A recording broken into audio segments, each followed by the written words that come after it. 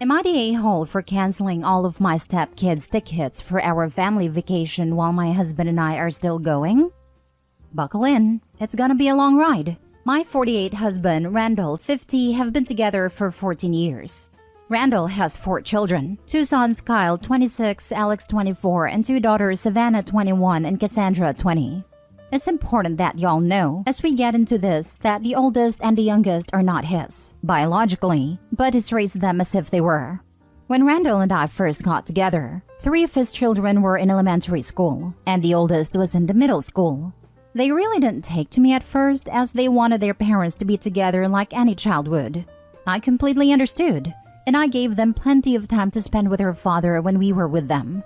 I'd busy myself with shopping or visiting my own family. Eventually, we bonded and began spending time together. I do birthdays and holidays big for them and got to where we go and do things on our own when my husband had to work, and he's always worked a lot. Here's my issue. Over the last several years now, they've adopted this sense of entitlement towards us, but mainly their father. When we go into town to visit, we live 5 hours away. They'll rarely make the effort to spend any time with us. So, we typically end up doing things on our own and then coming back home. Lately, we are of the mindset that we shouldn't have to drop everything and come to them every time anymore. Especially when we know that most times, they're not gonna show up. And they're adults. If they want to see us, they can make a trip to where we live. These days, their phone calls consist of asking for money for gas, groceries, to hang out with friends, or to help fund their trips with their mom. Randall used to send money for everything they would ask for, but has now begun to say no and to really put his foot down. He's told them that they need to work for the things that they want, and that everything is not always going to be handed to them. Anytime he says no or that we can't help right now, it's the silent treatment for weeks, and sometimes months. We're coming to the part where I'm questioning myself and my decision to cancel their vacation. Early fall 2022, Kyle told us that he and his girlfriend were expecting a baby. We didn't even know he had a girlfriend, but that he doesn't think he wants Randall to be part of the baby's life because he isn't Kyle's biological father. This man raised this boy from 8 months old and did everything that a father should do, but he's not good enough to be grandpa? But he said he'd let us know. So we proceeded through birthdays and the holidays, and of course I went all out as per usual. Now, right after the new year, I received a phone call from Kyle asking if Dad and I could help fund their baby shower. It would go towards food, decorations, and the venue. I said yes, and I went ahead and sent him the money, and he told me that in a week or so, he'd give me all the details of the baby shower and to expect the invitation in the mail. About an hour later, Randall calls me and says that Kyle called and asked him if we could help fund their baby shower, and Randall sent him money too. Randall was furious that it took us both for money, but he left it alone and we didn't hear from any of the kids after that.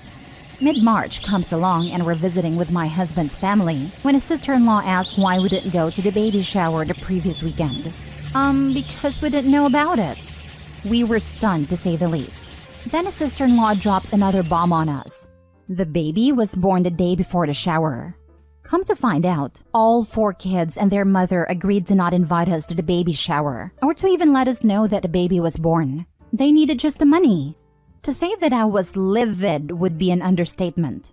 So I sent Kyle a message a couple of days later and told him that it's one thing to not invite us to the shower, but to not let us know about the baby was heartbreaking. I told him that I hoped they had a great time and that they were gifted everything that they needed. I congratulated him on the birth of his son and that I hoped he's healthy and adored.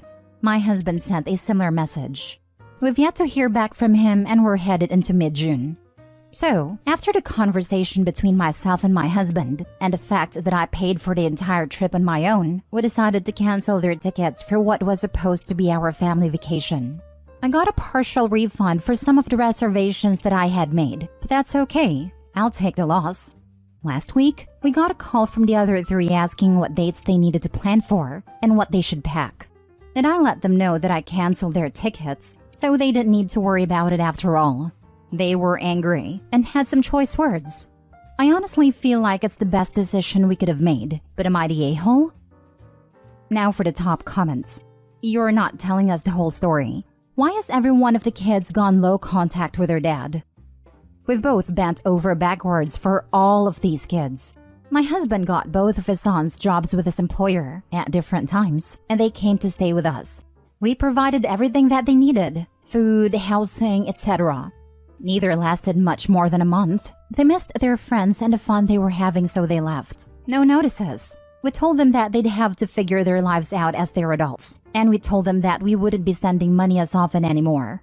Recently, the older daughter asked us to buy her a new car because she treated the first car we bought her terribly and is no longer in great running condition. That should make the car payments. But she doesn't work and doesn't plan on it. We told her absolutely not. She stopped talking to either of us then. The expectations are huge. And no, I haven't told y'all the whole story because it would take a long time. Y'all would be shocked at some of the stuff we've been asked for. And not just by the kids, the mother too. Not the a-hole. My heart breaks for you both. As an adopted child, I would never do this to my parents. My situation is actually opposite. My family does not drive to see me. I drive to them. And I understand because they're older and honestly don't feel comfortable making long trips. But I expect when I do make a trip to spend time with them because I only get so much time off. I had a daughter over a year ago. My whole entire family has treated her as their own even though I'm adopted. I actually messaged my mom that I can't express how happy I am that we are loved so much. The kids are missing out, but I don't know the whole situation. Was the divorce acrimonious? Did Randall cheat? Those things do matter to older children, but the mature adult thing to do would be to talk about it with her dad. It almost sounds like the mom has poisoned them against their father and you. You both shouldn't send any more money to any of them. You should enjoy your lives, and you both deserve apologies. The divorce was indeed acrimonious. His ex had an affair with her manager at work, which resulted in the youngest daughter. She let him believe that the baby was his, and he found out when she was a year old that he was not her bio father. A DNA test was taken. They divorced about a year later, and I met him 5 years after their divorce. It wasn't really sudden that they started acting this way, it was just that it became constant. Mother is extremely involved, and they absolutely learned this from her. She coached them a large part of the time. Money has always been her driving force as well. Not the a-hole. Enjoy your trip. And maybe start looking into wills and inheritance issues. Agreed. What horrible children. Just there for money. It's so sad for Opie and her husband who have tried to have a relationship with them. Opie not the a-hole, but expect demands for money to continue. Sounds kinda like mom's been poisoning their thoughts since the divorce. My thoughts exactly. Betcha she's embedded the money grubbing from her ex to her children. Like, what the heck? They funded vacations for them and their mom. I would have bailed before that. Next story. Am I the a-hole for canceling my birthday trip after my sister invited the kids? I, 27 female, plan a vacation to San Diego for myself and my boyfriend, 31 male, for the end of June, which happens to fall around my birthday, between the two of us. We have 4 kids that we had already arranged childcare for, being that we are both single parents. We made sure we had at least 2 backup plans as well, just in case something went wrong with the initial sitters. A few days ago, my older sister, 33 female, asked if herself and her husband, 32 male, would be able to join us. I agreed, not thinking anything of it. Then later that day, I checked my phone and saw in the family group chat she had also invited my little brother, his wife, and their 2 kids along. So out of curiosity, I asked her was she also bringing her baby. She said yes, and she also booked a hotel near Disney for us all to stay in. I politely asked who was us all, and she responded my boyfriend, myself, our 4 kids, herself, her husband, their baby, our little brother, his wife, and their 2 kids. Normally I would have been upset, but I really should have expected nothing less, because she has a pattern of hijacking trips.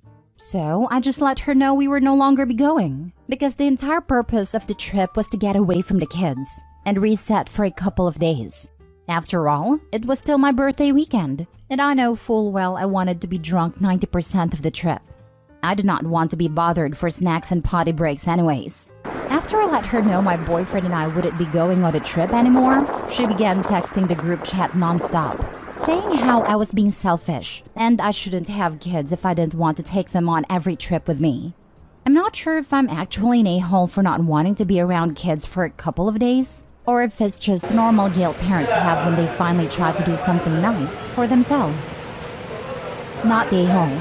Book something somewhere else and enjoy yourself. You and your boyfriend should go ahead to San Diego. They can go to Anaheim where Disneyland is. Tell them they can watch your 4 kids along with everyone else's. Just kidding, because you already have plans with sitters. Enjoy your birthday with your boyfriend. Yeah, seriously curious how booking hotel hours away from the original destination wasn't going to be missed. Even if they are driving, was the sister just going to head to Anaheim while OP drove to San Diego? Not a-hole. People who hijack or crash other people's vacations are a-holes. And parents who want an adult's vacation without kids are not a-holes and need not feel one dot of guilt. With 4 kids, you deserve a break if you feel you need one. You're not being selfish. Some parents don't mind having kids on all their vacations. Good for them, but they don't get to impose that on people who feel differently. This was your vacation, and your sister decided to be Miss Control Freak and decide on a totally different experience for everyone.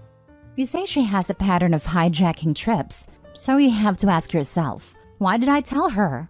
Plan your vacations without telling her or anyone else who would tell her. Good communication is a great thing, but that doesn't mean you have to be an open book, especially to boundary stompers. You can keep life plans to yourself. My parents took a vacation every year without us. I never even questioned that they should be able to do this. I understood why at a very early age. To be honest, we kind of liked the vacation from them too. My parents did the same. Long weekend away with a big group of friends every year. Nana would come hang out with us for the weekend, and we had a blast. I mean, she taught us to play poker and make ravioli and bolognese. We had more fun than the adults who were on vacation. You're absolutely not a-hole, OP. Not a-hole. Call it out in the group chat. Not only did you invite yourself to my birthday trip, you invited others and changed it completely. That's not the trip I planned. It is not the trip I want, so it won't be the trip I go on. We've all sat there while you hijacked vacations and have said nothing. But it's not happening this time. Also, next time you have a problem with me, approach me like an adult, instead of calling it out in a group chat. You are acting like a spoiled child and it's pathetic. I support this plan of action. Except I would go with, it's my birthday, and for my birthday trip that you invited yourself and the entire family on was to be a romantic vacation with my partner, which is healthy in any relationship. I'm sorry if that is not your relationship, but it is mine. This doesn't mean I don't love my children fiercely, and it's sad that you view it as such. You should plan your own vacation. Last story. Am I the a-hole for not punishing my dog and kicking out family? My 23 female dog Baha just got surgery. I hosted a family dinner with aunts, uncles, grandparents, cousins, nieces, and nephews. As everyone walked in, I asked that Baha be left alone on the couch on her spot. Welp, one of my cousins, Jane's daughter Amy, decided to go near Baha and bother her while I was in the kitchen. I figured since I asked the adults, they'd make sure their kids left her alone. Amy had bothered Baha, and Baha let out a warning growl. I quickly came to the living room and told Amy to leave Baha alone as she wants to rest. Amy was crying because Baha's growl scared her. Jane then gets mad at me saying, "Is that all you're going to do?" She snapped at my daughter and scared her. She's traumatized and probably won't ever go near a dog again. I then snapped back, "I'm not going to punish my dog for giving your child a warning. I asked you guys to leave her alone as you walked through the door. You should have watched your child." Other family members chimed in and said I shouldn't let Baha act like that towards kids, and she does deserve a punishment, while others sided with me. I then yelled at everyone, "This is Baha's house." She let out a warning. She didn't snap her teeth at Amy. She didn't bite her. She let out a warning because she wasn't comfortable. She didn't feel safe, and she has every right to feel safe in her home. So if you guys have a problem with me not punishing my dog because she let out a warning, and I will say this again, because she didn't feel safe in her home, then you may leave her home. I will not treat my dog like she's any less than because Jane couldn't watch Amy, and is being a brat for Baha not wanting to be touched. I was told from Jane and her family that I was an a-hole. So am I? Edit. For those saying I shouldn't have had a gathering, it was planned months ago. Her surgery was not. My house was the best place to have it since my kitchen is bigger than others. I would have hosted it in the backyard, but unfortunately it rained. If I had canceled the dinner, I would have wasted a bunch of money that wasn't mine as family was traveling for this reunion. I couldn't carry her upstairs, or else I would have hurt her in the process. She could barely walk up the small ramp to the couch. She's doing great now. Amy is 11 years old. Amy was mistreating Baha and was told to stop and leave her alone. She didn't listen. 11-year-olds know right from wrong. Her 3 to 7-year-old cousins listened better than her. They were told once to leave Baha be. Even when they were near her, they were just petting her and she didn't mind. But their parents wanted to let Baha rest, and they listened. Not the a-hole. You backed your dog who did exactly what a person would hope for. The dog didn't bite. It was a warning growl. Probably not the first warning either, just the first vocal one. I'm pretty confident anyone blaming the dog owner has terrible kids. So much this. The dog showed restraint by not biting and communicated in the only way dogs can. And what the heck do the family mean punish the dog? Like, how do they want her to punish Baha?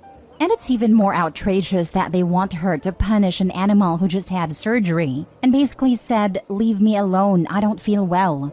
The family members who are not on OP's side are wild. Also, definitely not the a-hole. If you disrespect my dogs in their own home, their own safe space where they can relax, you can GTFO immediately. I actually stopped seeing a woman once because she didn't really like dogs, and she told off my lurcher for coming for a hello sniff. And poor Mabel went to the other sofa and had her ears back with her sad face because she didn't understand what she had done wrong. Broke my heart, and that was an immediate end to that relationship. I don't understand adults that do this. We have a bunch of nieces and nephews and some younger siblings that spend time at my house, and all of them know that this is the dog and cat's house. And if you can't be nice, you can't spend time here. All the kids get it. Why can't adults? Not a-hole. Never ever punish a dog for a warning growl, because the next time they will skip the growl and go straight to bite. Growl is the last step on the ladder before bite. There are many steps before that, but most kids, unless taught, won't understand them. Like lip licking, ears back, tail tucked, whale eyes, etc. This is what I came here to comment on. If you punish a dog for warning growls, you are potentially training them to skip growling and bite. It may have been better to put the dog in another room where you knew she wouldn't be bothered, but I can also understand why you'd want to be able to keep an eye on her, post-surgery and all. But still not the a-hole.